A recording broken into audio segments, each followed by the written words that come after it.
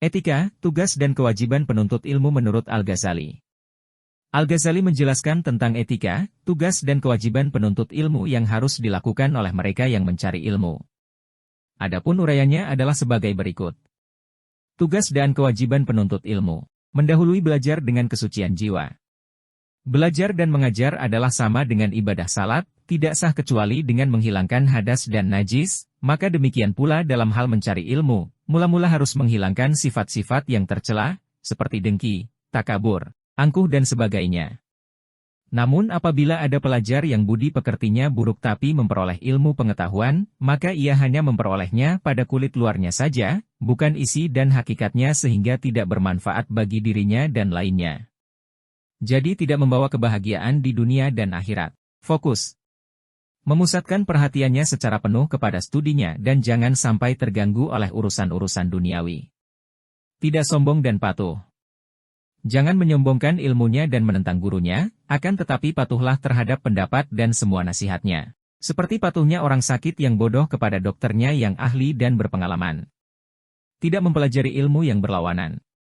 Khusus bagi penuntut ilmu yang baru belajar hendaknya jangan mempelajari ilmu-ilmu yang saling berlawanan, atau pendapat yang saling bertentangan.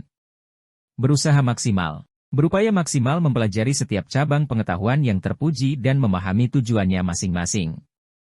Bertahap. Mempelajari ilmu secara bertahap.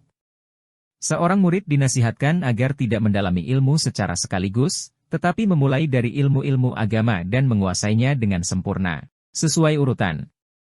Tidak mempelajari satu disiplin ilmu sebelum menguasai disiplin ilmu sebelumnya, sebab ilmu itu tersusun dalam urutan tertentu secara alami. Hendaknya mengenal nilai setiap ilmu yang dipelajarinya. Merumuskan tujuan belajar secara benar. Menetapkan prioritas. Mempertimbangkan dengan sungguh-sungguh hubungan antara cabang-cabang pengetahuan yang dia pelajari dengan tujuan akhirnya. Dia mesti mengutamakan yang paling penting bagi pencapaian tujuannya. Syarat utama untuk keberhasilan penuntut ilmu.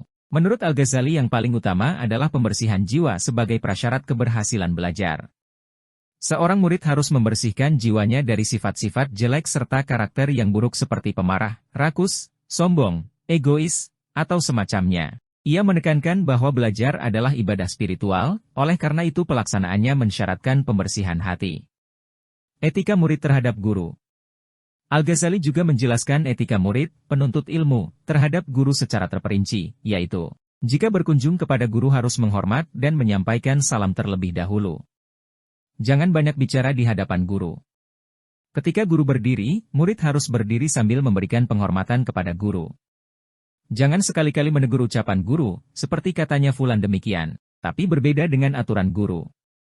Jangan berdiskusi dengan teman di tempat duduk guru. Jangan tersenyum ketika guru sedang menyampaikan penjelasannya. Jangan menunjukkan sikap bahwa ia berbeda pendapat dengan guru.